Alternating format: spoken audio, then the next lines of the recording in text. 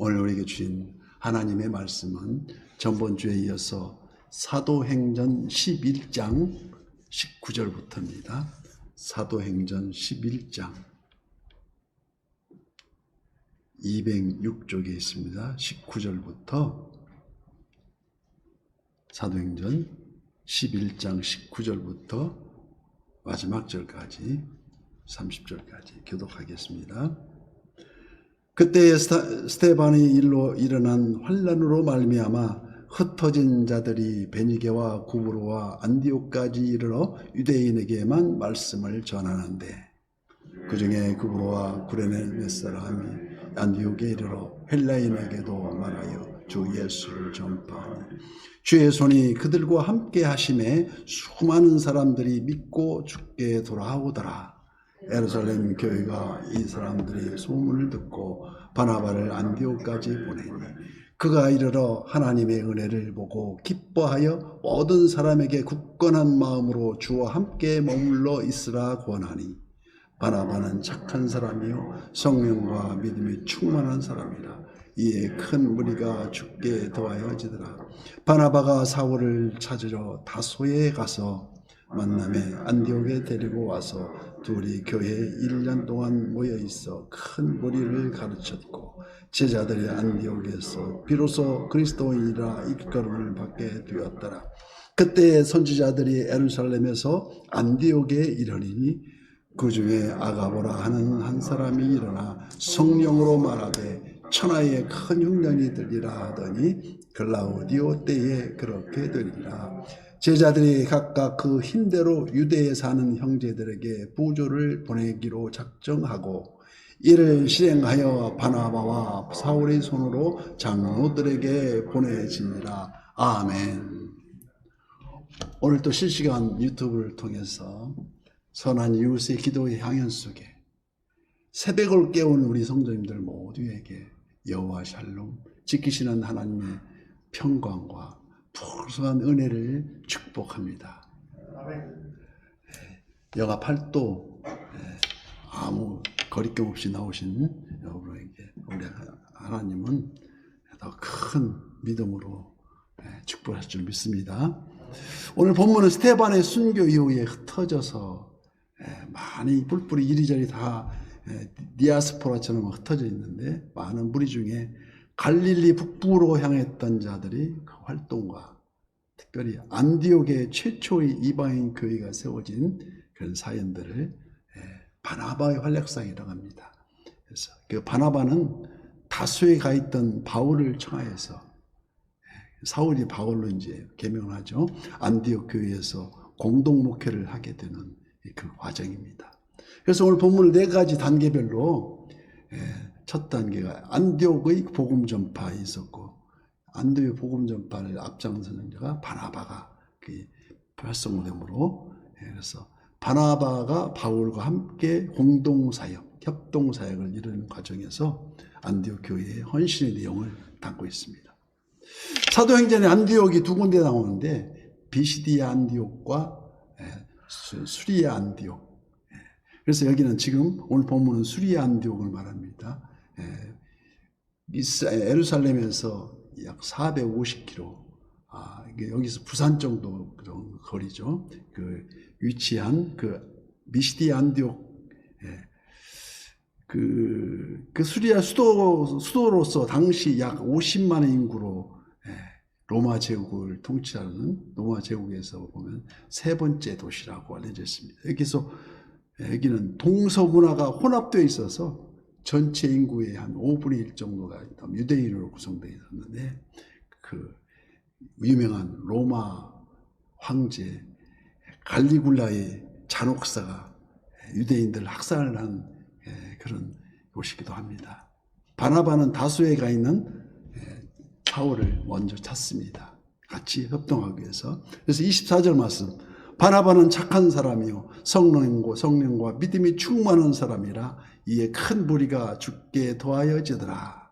바나바가 사울을 찾으려 다소에 가서라고 기록되어 있듯이 적대자들을 피해서 예루살렘의 다소로 간 사울은 그곳에서 몇 년간 머물렀는지 확실한 이런 기록은 없지만은 앞뒤를 정황을 살펴보면은 그 기간이 10년 이상이었음을 알 수가 있습니다. 어떻게 하느냐면은 우리가 바울이 스스로 갈라디아에서 예루살렘 2차 방문 때에 14년 만에 방문한 것을 기록하고 있기 때문에 결과적으로 바울이 초대교회에서 비중 있는 역할로 등장하는 시기는 부활하신 주님을 다메섹에서 만난 그 이후로 바로 이게 시작하는 게 아니라 아라비아에서 3년 동안 이렇게 광야에서 쉽게 해서 하나님 말씀을 묵상한 때라고 합니다. 그래서 최소 17년이 흐른 후에야서 바울이 정례 사도 바울로서의 역할을 제대로 한 것으로 나와 있습니다. 비로소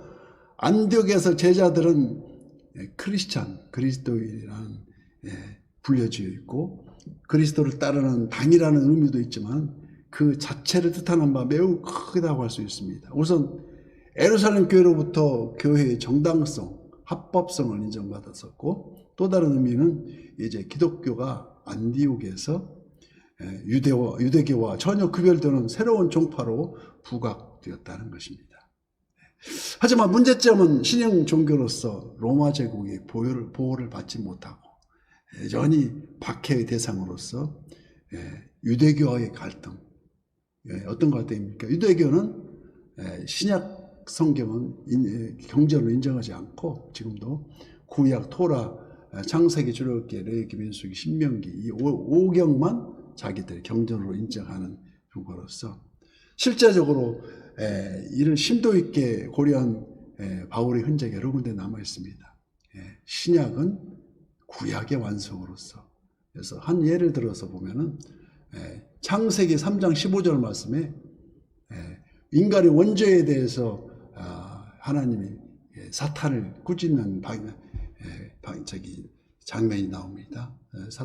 사탄을 꾸짖어서 여자의 후손에게 너는 목이 밟혀서 막살날이라는 그런 내용인데 그러니까 일찍부터 구원에 예수 그리스도로 말미암아 구원받는다는 예언의 말씀이 창세 때부터 기록되어 있다는 것을 원죄를 탕감하기 위해서 하나님의 아들 예수 메시아를 보내셔야 하는 이제 지금 대림의 계절에 지금 4주 후면 성탄을 맞았는데 지금 대림의 계절 다시 오실 주님을 기다리는 그런 기록이 있습니다.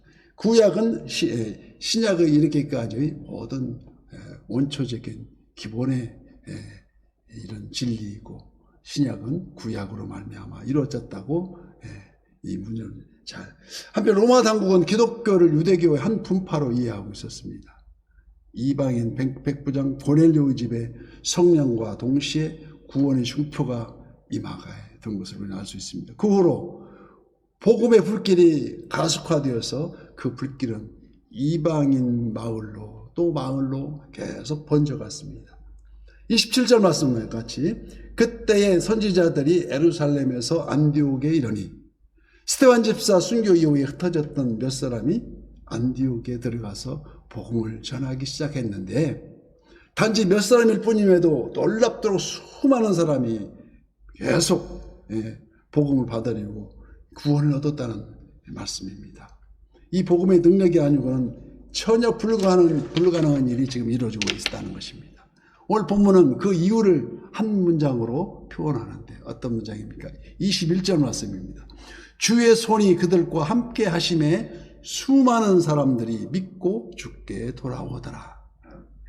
여기서 우리 장로교가 주창하는 예정론이 나옵니다. 미리 예정해 있다. 그래서 택정받지 아니하고는 구원받을 수가 없다는 거예요. 아무리 권해도 입으로는 주님을 믿겠다고 하지만 택정하지 않으면 이루어지지 않는다. 즉 성령의 역사하심은 이게 우리 선한 이웃 교회에서도 주의 손이 함께 하심에 우리와 함께 하실 때에 이제 곧 튼실한 열매로 맺을 줄 믿습니다. 그래서 그 역사하심의 특징이 있는데 그 특징은 어느 한 지역의 전체가 복음화되기까지 더 지체하지 않고 들불처럼 마치 복음이 오면 불모적으로 자꾸 옮겨가더라는 것입니다. 산불과도 같은 양상 바람 따라서 옮겨가는데 그 이유는 복음이 아직 미진한 그 지역의 영혼들이 더 빨리 구원받아야 하기 때문이라고 성경은 말합니다. 그리고 빈자리에 그 머무는 빈자리에 채워주는데 먼저 믿는 사람들이 이를 빈자리를 채워준다는 것입니다. 그래서 교회는 차근차근 그 지역을 복음화시키는데 우리나라도 마찬가지입니다. 그래서 지금 우리나라는 땅은 좁지만은 세계 선교 전초기 제2위의 나라로서 미국 다음으로 수많은 우리 선교사들이 지금도 나가 있지 않습니까?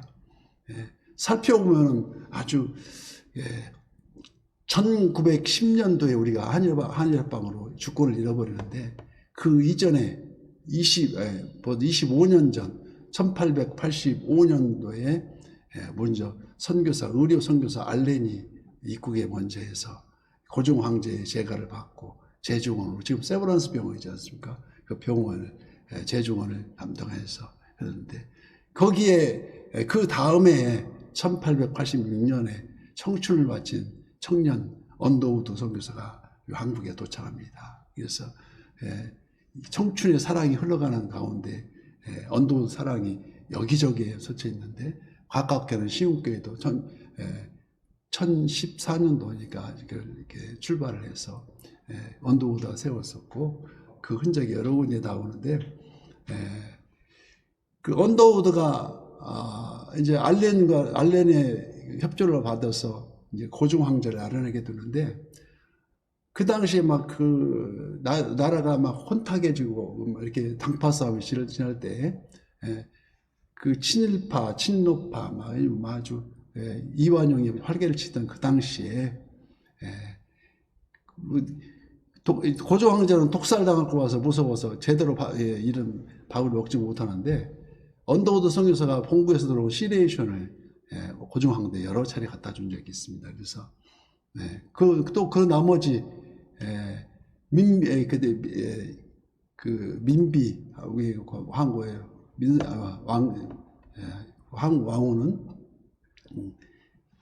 저기 그 시종들은 내의가 있는데 여자 내의를 언더우드 선교사의 나중에 부인이 되는 간호원을 하게 됐습니다. 알렌 선교사의 간호원으로 들어왔다가 그 알렌 선교사를 찾아보다가 언더우드 선교사가 눈이 맞아가지고 근데 그 자기 좋아한다는 말을 묻다가 본국으로 돌아가는 공항에 나가서 배웅을 하면서 난 당신을 사랑하고 싶다고 그리고 끝까지 앞으로도 사랑하고 싶다는 그 말이 이제 태평양을 건너서 왔다 갔다 하다가 드디어 둘이 결혼하고 해서 언더우드는 계속 한국 선교를 위해서 끝까지 청춘을 바쳐서 하고 그 나머지 도우는 게 안사람이 그 왕후 민비로부터 명성 왕후로부터 바로 이 쉽게 해서 전속 의사 같은 역할을 내은녀를 하면서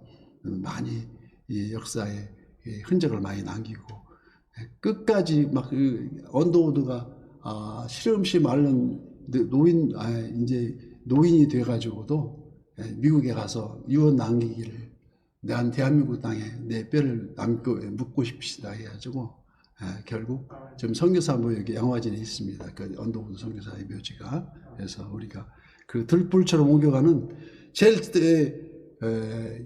클라이막스가 1907년도입니다. 1910년도에 이제 일본에도 빼기지만 7년도에 장대현 교회 성령 대부흥운동이랍니다. 이게 길선주 목사님의 주제로 그 주로 일어나는데 그게 전 세계적으로 알려져서 동양의 예루살렘이라고 평양을 그 정도였는데 지금은 그 철의 장목 속에 합쳐서 우리가 빨리 이단 사이비에 휘둘리지 말고 우리가 통일을 이루어서 정통교단으로서 정통교단이라면 그 당시부터 우리가 교단들이 있지만은 장로교는 언더우드, 아펜젤로는 감리교, 그 뒤에 성결교단에서 들어오고 그 뒤에 침례교단이 들어오고 그 네 군데가 우선 정통교단을 있고 제일 그 와중에 여기도 순복음교회가 오순절교단 그 파송된 에서 우리는 전 세계적으로 제일 큰 교회이지 않습니까? 그래서 우리도 그런 힘을 얻어서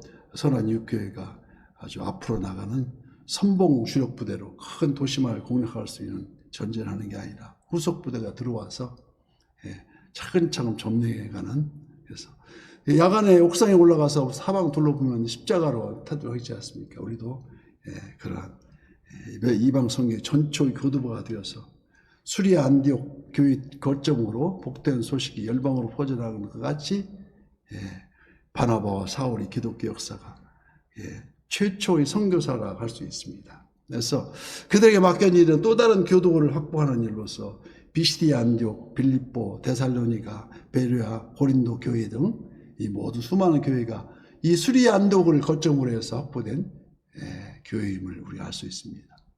지금도 이 땅 곳곳에 복음의 불모지가 많다는 것입니다. 특별히 이슬람 문화권을 비롯해서 아프리카지역 매우 시급한 형편이라고 할 수 있습니다. 특히 교육자들의 파송과 평신도 선교사들의 헌신이 아주 부족한 상태지만 환경 파괴로 인한 물 부족과 기아의 허덕이는 등, 그러나 한 생명을 천하보다 귀히 여기시는 하나님의 우리가 그런 사랑, 우리 시대의 일꾼으로 또 다른 교두보를 세우는 우리 선한 이웃이 되어야 할지 믿습니다. 그래서 그 속에서 존재 이유를 찾으면 오늘 본문 30절 말씀에 이를 실행하여 바나바와 사울의 손으로 장로들에게 보내니라.